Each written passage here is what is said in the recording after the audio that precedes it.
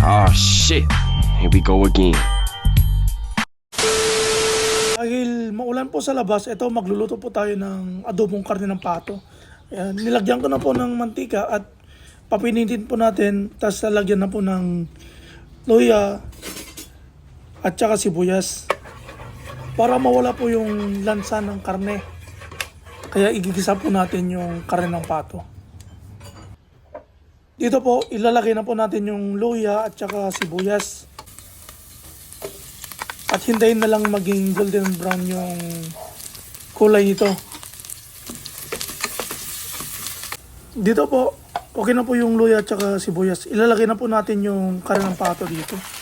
Para maumpisa na po natin igisa yung karne ng pato at saka maging mabango po yung karne ng pato. Sa amoy pa lang at saka sa lasa, masarap na siya. Huwag po kayong mag-alala mga idol. Umpisa pa lang ng pagluluto natin, naghugas na po ako ng kamay. Maglalagay na po tayo ng durog na paminta. Ayan o.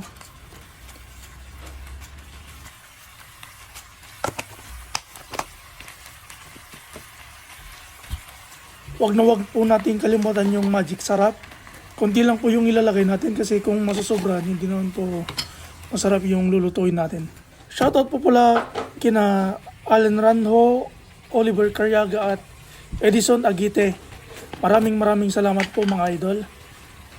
Huwag po natin kalimutang maglagay ng dahon ng kanela para maging mas mabango pa yung niluluto nating karne ng pato or adobong karne ng pato.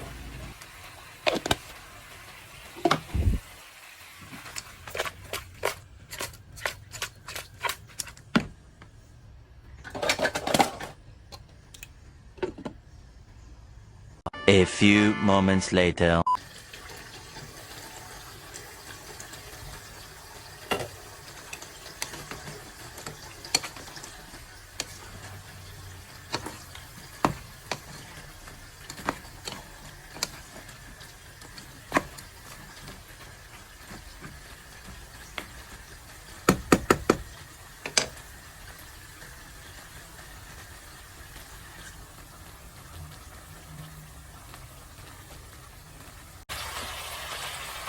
Maglalagay na po tayo ng Mamasitas oyster sauce sa niluluto natin adobo na pato. Ayan.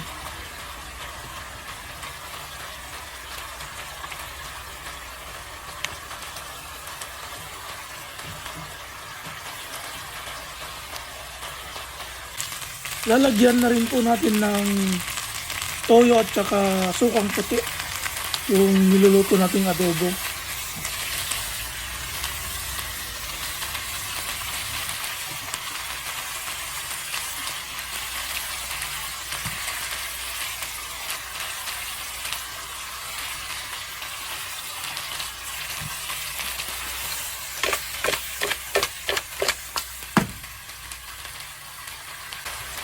Maglalagay po tayo ng tubig sa niluluto nating adobo para hintayin na lang po nating lumambot yung karne ng pato na niluluto natin.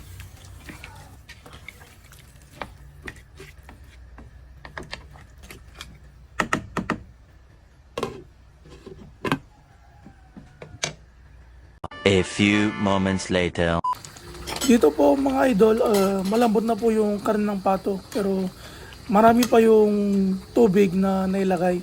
Ayan, antayin lang po natin at saka kung unti na yung, pa yung karne tubig, okay na po yung karne ng pato. Palambutin pala. Kain na na!